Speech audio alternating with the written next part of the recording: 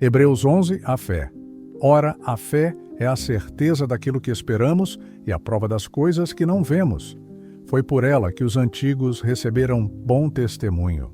Pela fé, entendemos que o universo foi formado pela palavra de Deus, de modo que o que se vê não foi feito do que é visível.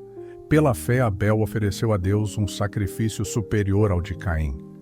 Pela fé, ele foi reconhecido como justo, quando Deus aprovou as suas ofertas. Embora esteja morto por meio da fé, ainda fala.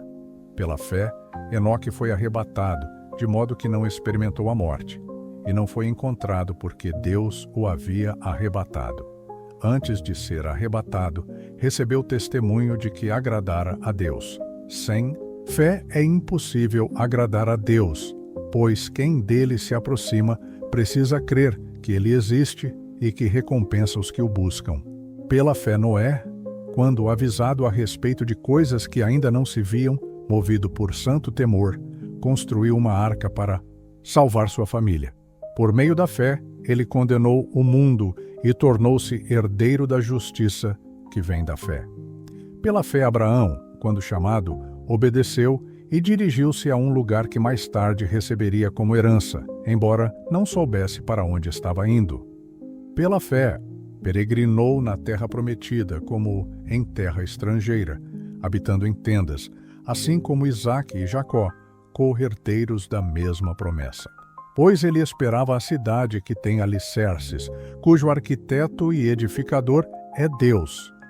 Pela fé também a própria Sara, mesmo estéril e avançada em idade, recebeu poder para gerar um filho, porque considerou fiel aquele que lhe havia feito a promessa. Assim, de um só homem, já sem vitalidade, originaram-se descendentes tão numerosos como as estrelas do céu e tão incontáveis como a areia da praia.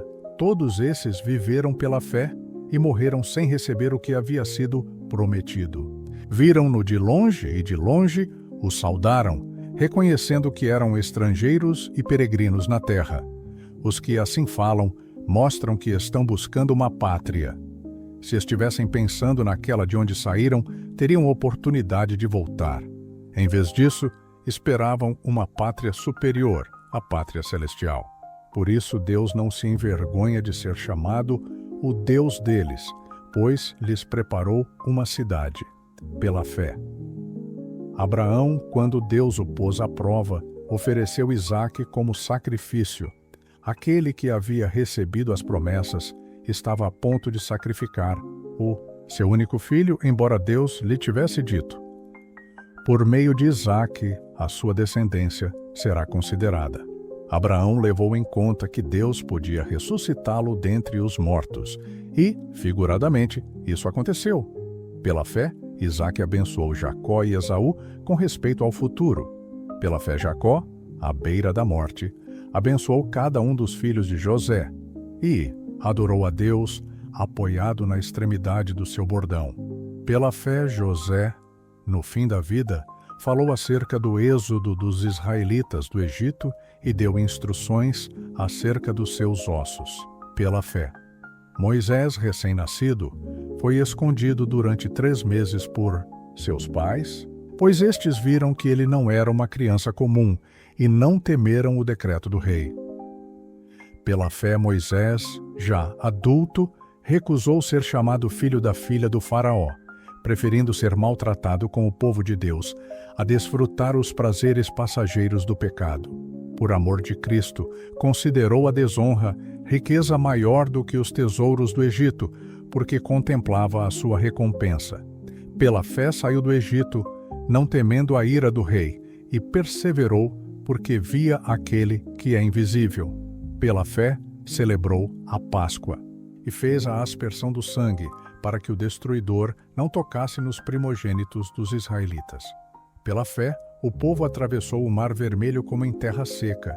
Mas quando os egípcios tentaram fazê-lo, morreram afogados. Pela fé caíram os muros de Jericó, depois de serem rodeados durante 7 dias. Pela fé, Raabe, a prostituta, não foi morta com os desobedientes, pois acolheu os espiões com paz. Que mais direi? Não tenho tempo para falar de Gideão, Baraque, Sansão, Jefté, Davi, Samuel e os profetas, os quais, pela fé, conquistaram reinos, praticaram a justiça, alcançaram o cumprimento de promessas, fecharam a boca de leões, apagaram o poder do fogo e escaparam do fio da espada. Da fraqueza tiraram força, tornaram-se poderosos na batalha e puseram em fuga exércitos estrangeiros. Houve mulheres que, pela ressurreição, receberam de volta os seus mortos.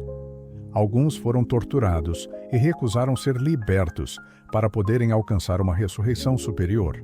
Outros enfrentaram zombarias e açoites, e ainda outros foram acorrentados e lançados em prisões. Foram apedrejados, cerrados ao meio, postos à prova, mortos ao fio da espada. Andaram errantes, vestidos de peles de ovelhas e de cabras, necessitados, afligidos e maltratados. O mundo não era digno deles. Vagaram por desertos e montes, por cavernas e grutas. Todos esses receberam bom testemunho por meio da fé, mas nenhum deles recebeu o que havia sido prometido. Deus havia planejado algo melhor para nós, para que conosco fossem eles aperfeiçoados. Salmo 37, confiança. Não se aborreça por causa dos homens maus, nem tenha inveja dos perversos, pois como o capim logo secarão, como a relva verde, logo murcharão. Confie no Senhor e faça o bem, assim você habitará na terra e desfrutará. Segurança. Deleite-se no Senhor, e Ele atenderá aos desejos do seu coração. Entregue o seu caminho ao Senhor. Confie nele, e Ele agirá. Ele deixará claro como a alvorada que você é justo, e como o sol do meio-dia que você é inocente. Descanse no Senhor e aguarde por Ele com paciência. Não se aborreça com o sucesso dos outros, nem com aqueles que maquinam o mal. Evite a ira e rejeite a fúria. Não se irrite, isso só leva ao mal. Pois os maus serão eliminados, mas os que esperam no Senhor receberão a terra por herança. Pois um pouco de tempo, e os ímpios não mais existirão. Por mais que você os procure, não serão encontrados. Mas os humildes receberão a terra por herança e desfrutarão pleno bem-estar. O ímpio planeja contra o justo e contra ele range os dentes, mas o Senhor ri do ímpio, pois sabe que o dia deles está chegando. Os ímpios desembainham a espada e preparam o arco para abaterem o necessitado e o pobre, para matarem os que andam na retidão. Mas a espada deles lhes atravessará o coração, e os seus arcos serão quebrados. Melhor é o pouco do justo do que a riqueza de muitos ímpios, pois o poder dos ímpios será quebrado, mas o Senhor sustém os justos. O Senhor cuida da vida dos íntegros, e a herança deles permanecerá para sempre. Deuteronômio 10, obediência. Naquela ocasião, o Senhor me disse: talhe 2 tábuas de pedra, como as primeiras, e suba a mim no monte. Faça também uma arca de madeira. Escreverei nas tábuas as palavras que estavam nas primeiras, que você quebrou, e você as colocará na arca. Então fiz uma arca de madeira de acácia, talhei as 2 tábuas de pedra e as subi o monte. O Senhor escreveu nas tábuas o que tinha escrito anteriormente, os 10 mandamentos que havia proclamado a vocês, no monte do meio do fogo, no dia da Assembleia. E o Senhor as deu a mim. Voltei, desci do monte e coloquei as tábuas na arca que eu tinha feito, e lá ficaram, como o Senhor me ordenou. O Senhor designou os levitas para transportarem a arca da aliança do Senhor, para estarem diante dele e ministrarem, e para abençoarem em seu nome, como ainda hoje o fazem.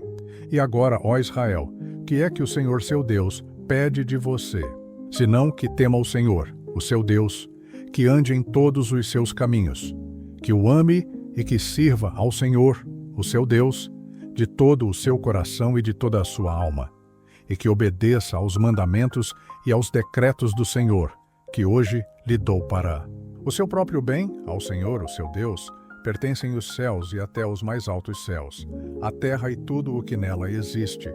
Isaías 58. Verdadeiro jejum. Grite bem alto, não se contenha. Erga a voz como trombeta.